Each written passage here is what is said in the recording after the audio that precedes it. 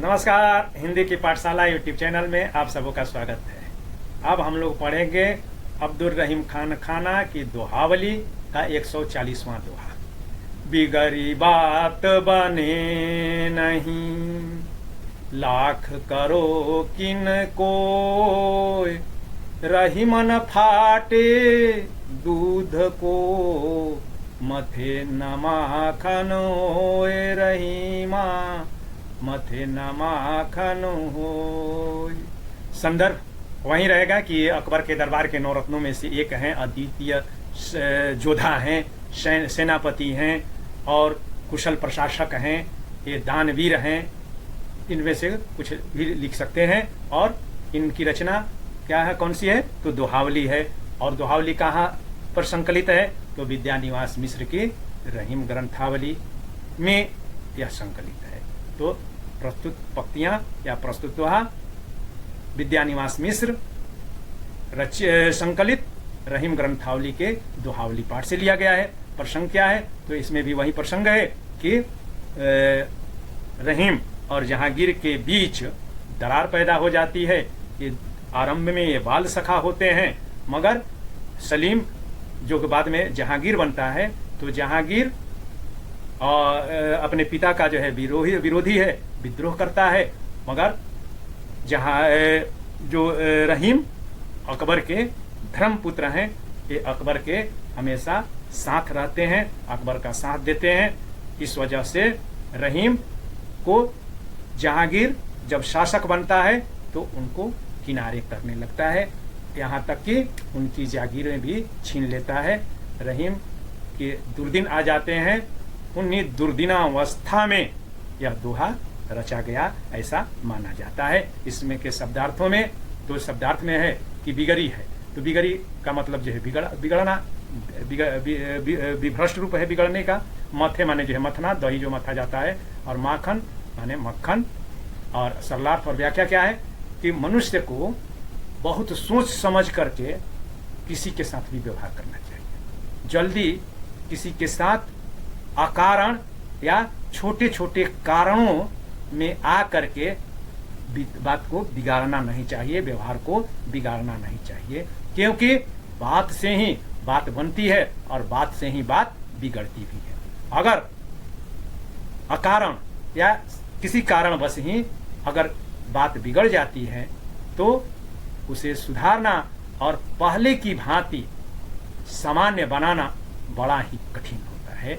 ठीक वैसे ही जैसे दूध अगर फट जाता है, दूध फटता है, गर्म जब नहीं किया जाता है, देर तक रह जाता है, या उसमें खटाई वगैरह पड़ जाती है तो दूध फट जाता है। तो वही कभी कहता है कि ठीक वैसे ही जैसे कि अगर जो है दूध अगर जो है फट जाए तो फटने के बाद कितना भी उसको जो है मथिए, दूध को मथने से मक्खन मिलता है। और गर्म दूध को, जमे हुए दूध को और दही को भी मथने पर मक्खन और लोई मिलता है, जो कि सूरदास पढ़ेंगे तब उसमें वही जो है मक्खन दही बिलोने के बाद में निकलता है। तो दूध को कितना भी जो है मथा जाए, अगर वह फट गया है तो उससे मक्खन नहीं निकल सकता है। इसी बात का वर्णन इसमें है। अब भाषा के संबंध में तो रहीम बहुभाषी हैं, अरबी, फारसी, संस्कृत, तुर्की, ब्रज भाषा और अवधी, इन सभी भाषाओं के वे मर्मज्ञ हैं। उनकी भाषा सरल, सहज, सधी हुई, सटीक,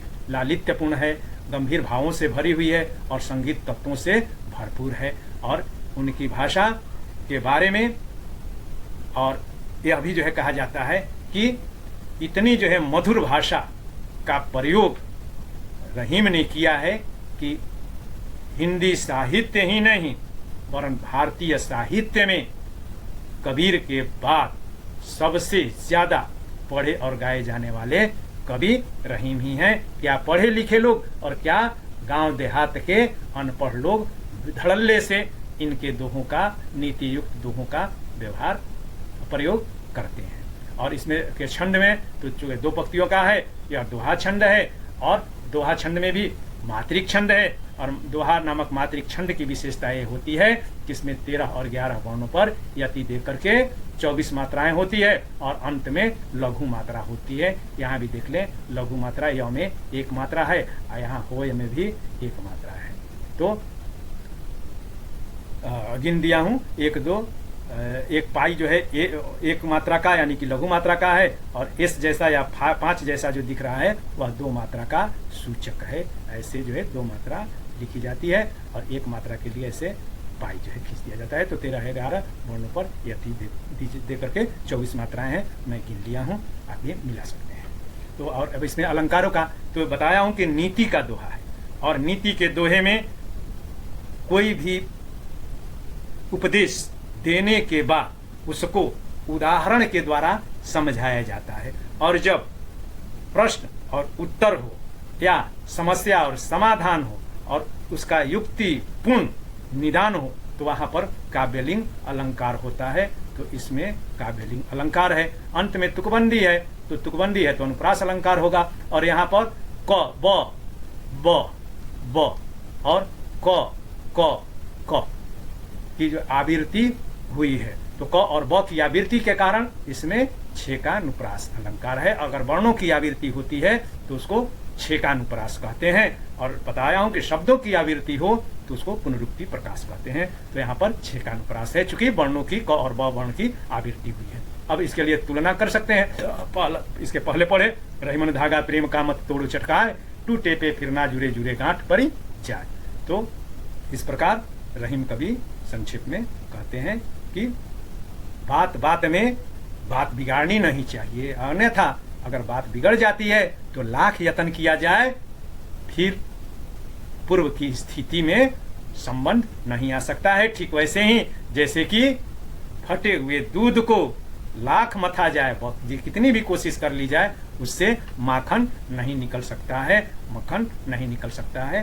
तो बात को बिगाड़ना नहीं चाहिए, क्योंकि आगे और भी चाहे तो तुलनीय कि बातन हाथी पाइया बातन हाथी पाए, क्योंकि बात से ही बात में बहुत ताकत होती है, बात से ही बात बन जाती है और हाथी मिल जाती है यानी कि उपहार मिल जाता है, और बात अगर बिगड़ जाती है तो हाथ यानी कि लप्पड़ झप्पड़ भी मिल जाता है।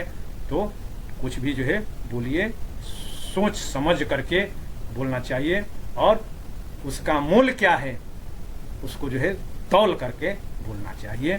इसीलिए ये भी कहा गया है कि मुख से निकली हुई बात और कमान से छूटी हुई तीर कभी वापस नहीं लौट पाते हैं।